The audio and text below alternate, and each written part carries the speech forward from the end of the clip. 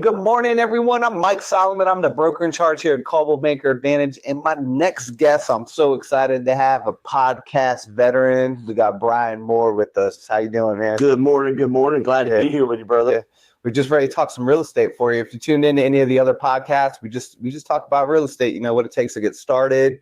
How's the market doing now? How to write a good offer, things like that. So I'll just start with tell me about yourself, what got you into real estate, and then let's talk the market. So, my grandmother was in real estate, so she had her own business for years. She was actually, I think, one of the first Century 21 owners in town. You're locally, Okay, yeah. And then she opened up her own business. So, growing up as a child, always being in her office and seeing, the challenges and the rewards of real estate has always enticed me to want to get into it. So you were young, crawling around that. Oh man, my favorite book was the MLS book. I flipped through houses, back in those days, and it's crazy how time has progressed. Yeah, and I definitely want to talk about that in a sec. It's crazy because I watched my grandmother progress with me when I got into it. And that was when internet was just coming out. Yeah. And to watch old school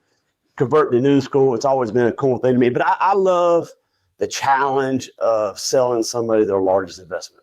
It's it's a thrill that people don't understand. Yeah, I agree with that. When I started, I didn't know what to think of real estate. I came out of the Army, and I was like, I quickly found it to be exhilarating. It was helping people, working for our clients, but getting that deal done and getting it on, that was like you said, the challenge of getting that deal done for a family and watching them close and taking that picture at closing with a key or something. That was it. And it's a surprise every day. Yeah.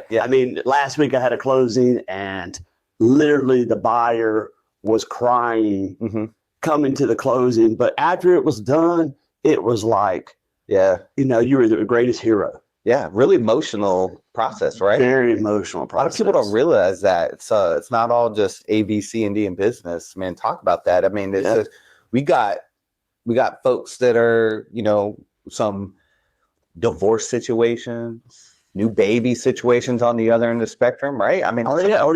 Even them being in their 50s and buying their first house for that's you don't expect. You're like, man, they're 50s, they should know what they're doing. They don't. Yeah. That's why they need that realtor to guide them through the whole process, because there's so many different aspects to it. Yeah, that people don't realize. Right. They ain't just throwing a for sale sign in the yard and going to a closing. Yeah. Unfortunately, that's what some people think. Boom, sell sign. We go sit and drink coffee. Yeah, that's it. Yeah, no, it don't work that way. So, how long have you been in real estate now? I got my license in 2003. Okay, wow. So, yeah, I've been doing it for a minute. I went to work for my grandmother. She retired, took over that company, and then I ended up selling out to Realty World and worked for them for a while. And then I dabble in several different things, but then ended up coming here and have just enjoyed this place. The family here at Coldwell Banker is amazing. Yeah, we tried, man. We're glad that you're here. Best move I ever made. I tell people all the time, like, man, if you're going to get in real estate, you got to come to Coldwell. And I didn't tell them to say that. No, there ain't no check on my desk.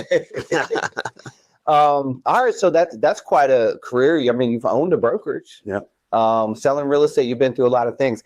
Let's dive in. I always like the rabbit holes. Man, you mentioned something that I thought was really cool, and I think will be a good item of discussion. So if you don't know, little backstory right now, when you're a real estate broker, our primary marketplace for listings and finding buyers and where we put our listings at is the MLS. Right. The MLS is the core of everything. From MLS, we search houses, offer those houses out. And then from the MLS, it goes to our what we call syndicate sites like Zillow and Realtor.com. And even, Mike Solomon Real Estate with me and one agent can have a website and it'll feed from the MLS. So the MLS is a vitally important technology tool that we use, including pricing. But Bryan mentioned when he was a kid, he was in his grandma's office, was the MLS book. So what was that? Came out once. I want to say once a week. Yeah. It was like, back at like catalogs, all your shopping, but it was a picture of the house and, little details, probably about 6 on a page. Yeah. And I used to, man, that was the funnest coolest book to go through. But you can imagine that process today. I mean, somebody wants to see the house, you're sitting there with each other, flipping through a book. I'm trying to imagine, I get a buyer right now. I go to the MLS. I can send them some houses. I can sit them down and say, check these two out instantly. But then, like you said, that was like once a week. Yeah. And I guess I before my time, and before Bryan's time selling, but I guess the broker went down to the MLS, picked up the book. I guess they shared it amongst a bunch of agents. And you said, I guess you got on the phone then and said, hey, Bryan, check it out. I just got the new MLS book. There's a house that meets your criteria. You want to go see this thing? I can't got to call the agent, get them on the phone. Then they got the calls. There's none of this Showtime or anything like that back in those days. I mean, it was a true process. And you figure you're probably in the car those days all day for several days. Well, that's another thing that's changed. So we went from a book, we went to everything was internet based. Now everything we do is internet based. Everything. And a lot of times, I mean, really before the client even comes to see you because of Zillow or Realtor.com, they've gotten a great idea of what they're looking for, which is a big help. Yeah. To us. And then you talk about like cars. I remember buying my first house in 2000, down in Texas. I was in the Army. The realtor picked us up in this Lincoln Town car, and it was like little mints and stuff in the back seat. And me and my wife were in the car. And now it's very different. We don't do that stuff no more. I mean, it's not because we don't want to. It's just the culture. People rather just meet there and carpool. So I guess moral of the story and discussion here is real estate's changing. But let's talk about like some tech pieces. So, I kind of told you we might talk about this, something I've wanted to talk about on the podcast. And I don't know that there's any like A, B, C, D answers, but what do you feel about AI? I like it. I think it is a tool, if it's used correctly, obviously like everything else, that can really save you a lot of time and a lot of research, because I have Chat GPT, and I literally drive down the road and have conversations. When I got something on my mind, because our lives are like this. When you think about something, I can sit there and say, and then it'll save it for me so that I can go back to it. I also looked at this one program too that I paid for, and I'm digging into. It's called Marvelism AI. I don't know if you've heard of it or not. Yeah. So it's assistance. Okay. Very inexpensive, but it gives me basically a secretary that'll answer my phone call, and it's really legit. I mean, you can call my number, and she will answer. And she'll even joke with you if you joke back. I mean, it really feels like a real person, but she kind of filters my calls. And then if it's something about a house or something, then she'll send me the call. She'll call me and say, hey, I got such and such on the phone. This is what they're looking for, and transfer it right to What was the name of this program again? Marvelism AI. Marvelism, like the marble. Yeah. Okay. Wow. It's got a legal person that has legal questions. It's got a social media handle, so I can do all my social media. They'll set up blogs for me and send them. Dang. Okay. Like $39 a month. So like an assistant. I mean, it's taking your phone call. Yeah. So if I'm a realtor, I'm driving down the road, pull up to the house, I'm showing a house with a client, I'm not going to have a missed call if another client tries to get me. Wow. That's right. And see, it also has your calendar. So if you're with somebody on your calendar and somebody calls, that assistant knows, hey, he will call you back. He's with somebody right this minute.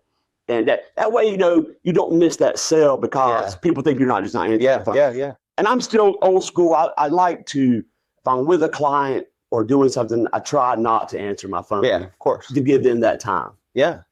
What other things have you seen AI, whether you use them or you've seen them used in the real estate world? Market analysis, things like that. I see saves a lot of time for us doing like home pictures. Yeah. To post. Yeah. I mean, it's crazy what it'll do for that. So I went to this seminar years ago. I was trying to think of when it was, but it was one of those motivational seminars with like Zig Ziglar and all them. And Colin Powell was there and Rudy Giuliani. And it was a cycle of people. It was up in Raleigh. And Colin Powell said something that really stuck with me at the time about technology. He said, look, as you get older in the world, you've got to stay up with these things coming out. You have to. And I got to thinking, you know, about some of the older generations, and I think about my mom and dad. It took them a little bit to get a smartphone, and my whole thing was like, it'll make your life easier, man. The weather app, little things like that. So I have tried to stay up on technology. Back to the MLS books. I heard somebody else say a stolen quote. Can't give credit because I don't know who it was, but they said, you know, is AI going to take a realtor's job? A lot of industries out there are worried about that right now. And the answer was no, it won't. But imagine that agent that was using the MLS book as the internet was coming out. And they said, nah, man, I don't want to use that internet thing. I'm good. I know what I'm doing. I'm a pro. I'm a veteran. I'm going to stay with the book. They'd be out of business, right? So I think it's the same thing with AI, as in, I don't know the magic button.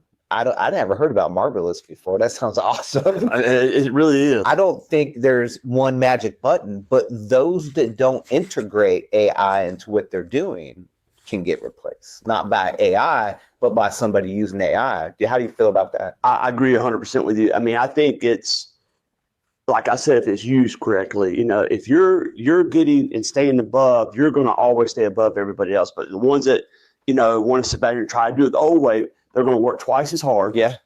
You know, because, I mean, if you're sitting there and you know how long it takes to build a flyer for a house. I mean, my goodness, I get frustrated with it. Me, exactly. It'd take me a whole day. Yeah. I get frustrated like 10 times. Yeah. And then it's probably at the end of the day, I'm going to be so frustrated. It's not even, yeah. And I've heard agents, you know, even here that spend one whole day doing their CRMs, you know, where now you got somebody that says, hey, I need to, you know, log this email. I want to send them an email today. Yeah. And then I literally go down my thing and say, send this one to them. Send, you know, and it just keeps it going and keeps that customer, yeah, you're thinking about them, but you still have somewhat of a life. I mean, I have a 17-year-old and a 14-year-old that are extremely busy sports-wise. So, you know, I try to be at everything that they do. And these AI programs, like I said, if they're used correctly, can really help you have that life, that time. Yeah. I think the big thing for me that I realized about AI was, like I said, I was taking the advice, Colin Powell, I believe, was the guy who said it. I'm not sure, but I was trying to get in figuring out AI. So I got ChatGPT like everybody. I'm like, okay, cool, it can help me refine my email and things like that. But I was like, there's more. And I was thinking, and there's going to be this one perfect system that comes out. What I realized, to use AI, it's not one thing. No. It's integrating it into taking phone calls, helping with ad copy. There's a bunch of different pieces you got. You know, and CapCut and was it Canva? Is that the one? Canva. I'm sorry, yeah. Canva. I mean, you know, they all talk to each other, but you still have to work it and tell it what you want to do and oversee it. Because I mean, ChatGPT isn't perfect. I mean, you know, it'll do some things for you, but you really have to look and make sure that's really what you want. Yeah. Because, you know, it's thinking on its own too, but the more you use it, the more it knows you. Yeah. Yep. Last piece on that. Somebody told me, they said, ask ChatGPT, say, ask me questions about me so you can better help me. So I had this driving in the car one day. My ChatGPT, her name is Maple. And Maple and me were having this conversation about what I do for work. And then she would dive in and say, well, how many agents are at your office? What do you do for fun? You got dogs? I mean, went through all this. And it was fun. And I was having this conversation, but it was like getting to know somebody. But later, when I asked for advice or help or something like that, for instance, I was using it for a car search. And she said, well, you know, you got 2 kids and 2 dogs, and this might be a better option. I was like, wow. So excuse me, take the time and have a conversation so you get to know you. But yeah, let's pivot a little bit. You said you've got 2 kids. Yes, sir. They're very busy. Yes, sir. You're a successful real estate agent. You're busy. How do you do it? How do you balance? It's funny you said that. I think you went to the same. Didn't you go to the same class I went to? That Michael Burt's. Did you go to that? Coach Burt. Yep. Well, I continued on with that. But with the local guy here that does it. And felt like I was always chasing the wagon, the wheel, you know, doing this, starting this, but not finishing it, starting this, but not finishing it, starting this. So I think probably a lot of people feel that way. A year ago, I decided to make a life change. And I get up at 4:27 every morning. That's 4 o'clock with 3 snoozes. So, Okay. and I go to the gym. I go to Orange Theory and work out, 5 a.m. class. And then I come home and I spend 20 minutes reading the Bible. And then I go to my A to B. So my A to B is where I am now, where I'm trying to get, Okay. and how am I going to get there. Yep. And it has really helped me focus on finishing the tasks I start. Okay. And getting up earlier and doing the workout has increased my production because I'm getting a lot more done in the day because, I probably have a half a day in by the time most people are getting to work. Yeah. And then opened up my evenings more to where 4 o'clock, 5 o'clock, I was almost completely done. Unless I had a last minute showing or something like that, but I got all my stuff completed. It was able for me to go spend more time with my boys if I want to go to their practice or, make their games or, take them to dinner. Yeah. But that has really helped me in just aligning my day to start getting my tasks done. Okay. Because I wasn't doing that. I was just waking up and whatever happened, happened. So you kind of carved out a time that you can take care of yourself. Yep. Working out. Maintaining focus on that long-term goal, but turning your day into a series of goals. Yes. I read something that was, if you poll top producers in anything, real estate, and car sales, whatever it may be, they all set goals, whether it's a day goal or a week goal or a month goal. Yeah. And I do it daily because I feel like, and I make a list. I also make a list. I said, this is what I got to get done today. And I check them off, as I go down through it. And I just stay more focused on it. Okay. Reaching a goal. Like, if I wake up this morning, my goal is to hit 7 to 15 people a day. Some way, somehow. That's why I started doing my little happy hour. Yeah. Because, I'll reach 200 people. Well, if one of them wants to buy a house, it's been successful to me. I definitely want you to tell everybody about happy hour and plug it here in a minute and check it out. Okay. So that's a big step to make that change in life like that. And so, okay. And also, when Coldwell puts out their classes, I look and say, I need this week. Yeah. And I'm always trying to learn something new. Yep. You're never too old. You've never been doing it too long to learn something. And I've said it before. That's one of my mantras, that we never stop learning real estate. Never so stop. Liquid. It's so much moving. A market shift can happen in days, or it can take a couple months or even a couple years, but it's inevitable. What we're doing today in real estate will change, and we'll be sitting here in a year saying, man, last year we were talking about A, B, C, and D, and that's not even a thing now. Yeah. All right, so let's appreciate that advice. I was sitting here, we need to talk more. Let's talk about the current market. What do you think it's looking like out there right now? I do believe it is slowly shifting to a buyer's market. It feels that way, where it's kind of like we're in that middle row where, some houses, listings are moving and popping. I think it depends on the price range, but I think interest rates, if they keep continuing to lower, which I feel like they will, then I think the market is going to get real strong. Okay. Number one piece of advice: new buyer today calls you up, ready for a home search. I'm pre-approved. I'm ready to rock and roll. What's your first, most important piece of advice to that new buyer client? If they're already pre-approved, then I would say I would like to meet them personally. Yeah. And get a feel for what they're really looking for. The aspects of what kind of yard. Does it need to be fenced yard? Do they have children, animals? Pool, those kind of things. I like to do that in a face-to-face because you really see what their expressions say a lot. Yeah. As much as we mentioned that we're digital now, at the end of the day, this is people. And like we opened up with, emotion, highly emotional process, and we have to understand them. And this too. It's a tool that a lot of realtors use. But even if you see that house on Zillow, Realtor.com website, that's not always the product you show up at. Yeah. Sometimes a little too much AI. Yeah. A lot of times, if I get a client like that, I will go look before I take them. Okay. I'll do a drive by the house, even if I go in, just because the last thing you want to do is be disappointed. Yeah. And when I get a listing, I tell people, listen, you can have the nicest house in the world on the inside. If you ain't maintaining the outside, Yeah. that's first impression. That's the first thing. They never get past it. They flip pictures on the internet or they drive up to the house. That's the first thing, that age-old curb appeal thing. It is. Yep. And you'll be surprised at people, man, they'll spend hundreds of thousands of dollars on the inside and that car's parked in the front yard. Yeah, and the pictures are growing out the window. Yeah. I mean, so I try to make it the best process that I can for them because I don't want them to be disappointed. Okay. Same question for a seller client. Brian, I'm ready to get my house on the market. First of all, I go out and I meet them and I do a tour of the property and I will sit down and discuss, our services and how we do it, my suggestions of what they need to do to sell the house, whether it's, declutter or cut the grass, maintain it. I try to do a step-by-step plan with them. Okay, this is where we're going to start. If we don't get any action, this is where we'll go. We'll keep doing this stuff. So that's what I normally do with them, and it seems to be pretty successful. And usually always after I leave, I send them a postcard.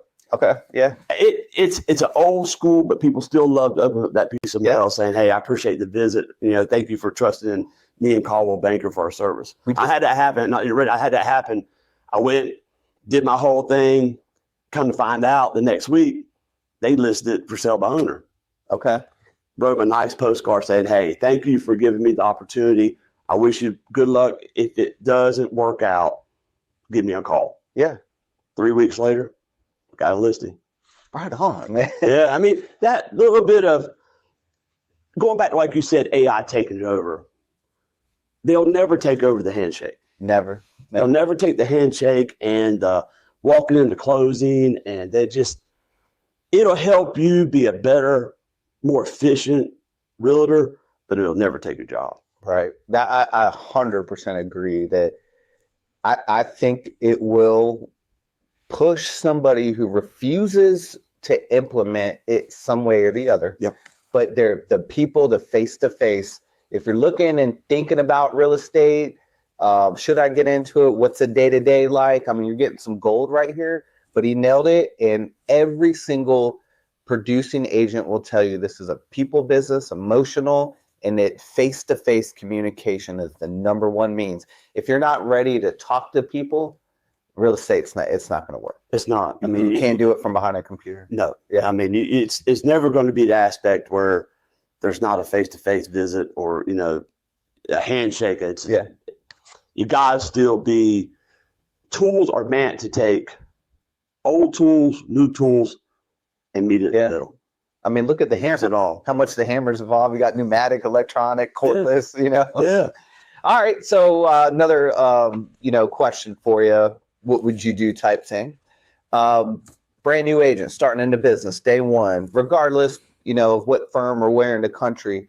Number one piece of advice to get started in real estate.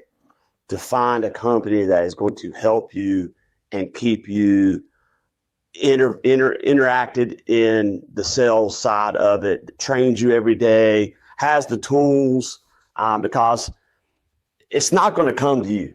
Yeah. I mean, you have to go get it. Yep. I mean, yeah, you can sit and work phones and things like that, and they'll bring you some, but you still have to stay above it every day. And I'll say, and I'm not just saying because of Coldwell Banker, but I've never had, and I think I go to at least one class a week because I want to learn how to keep growing my business. Yeah.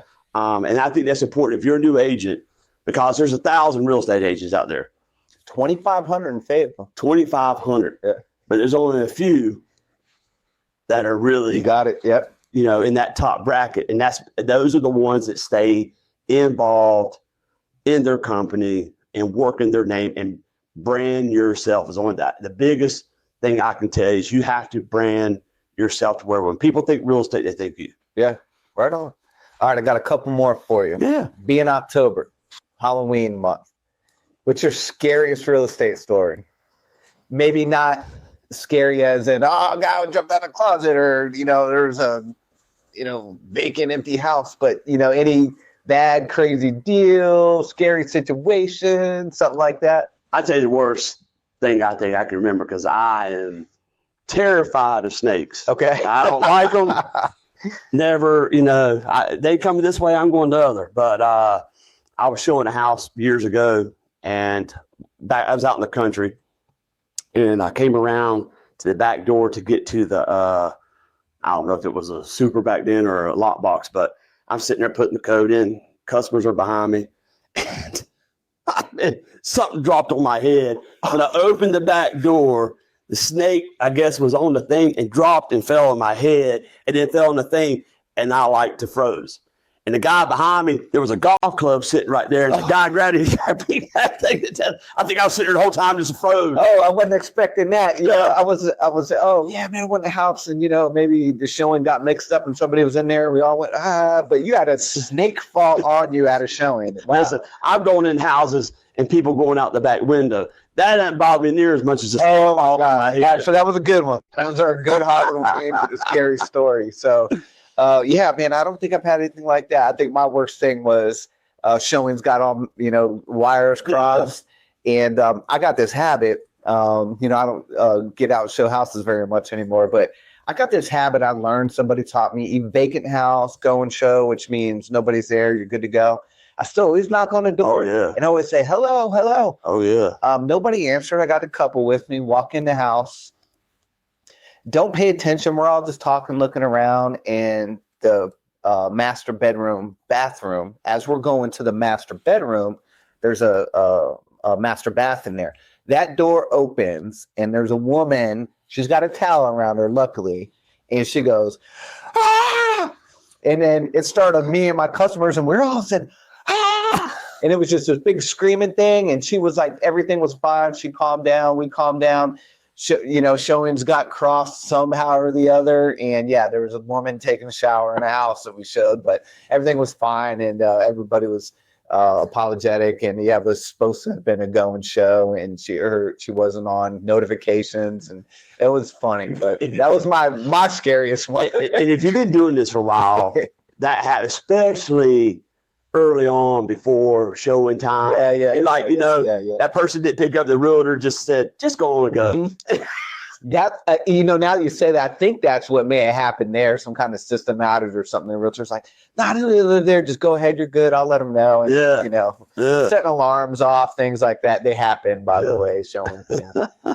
Man, all right, let's wrap it up with, so you do a podcast. I do. I have to be like Bryan. Yeah, no, you got me deep. Listen, this was a great idea. I mean, I think what you're doing here is phenomenal.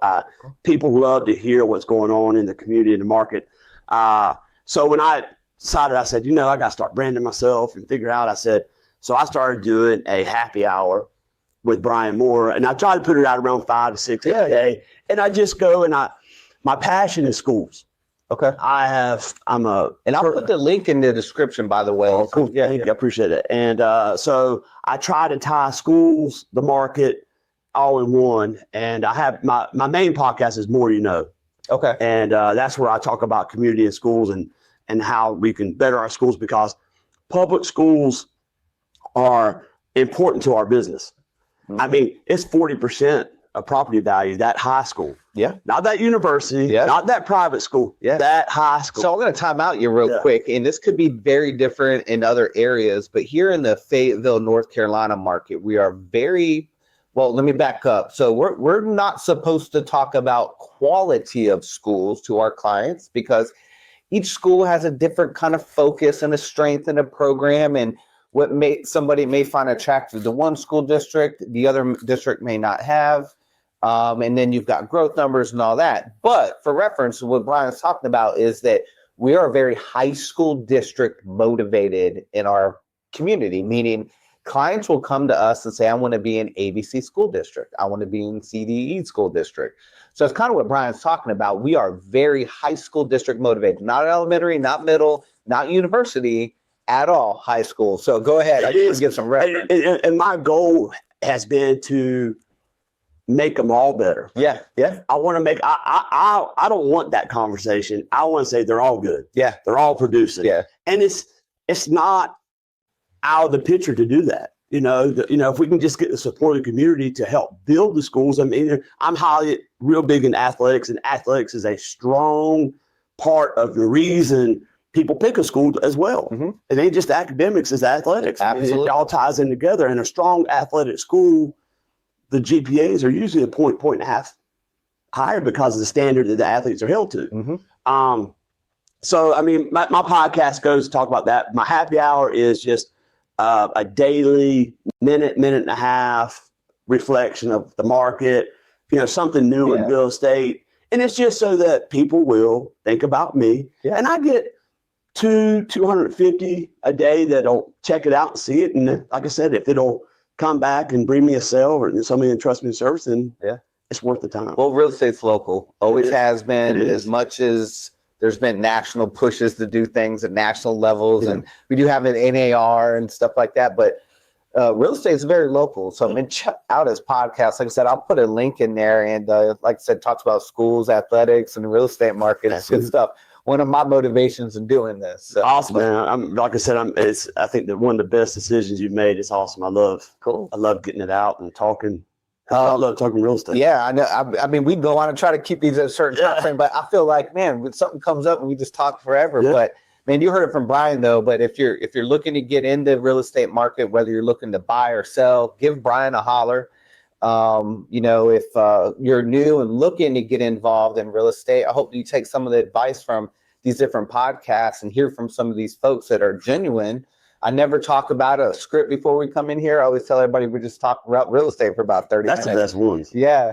And man, we had some good topics today, from snakes to AI and all that. So why don't you tell everybody how to get up with you? And like I said, I'll put his podcast in the link. My number is 910-476-5925. It's BryanMooreRealtor.com. All right. Hey, happy to have you.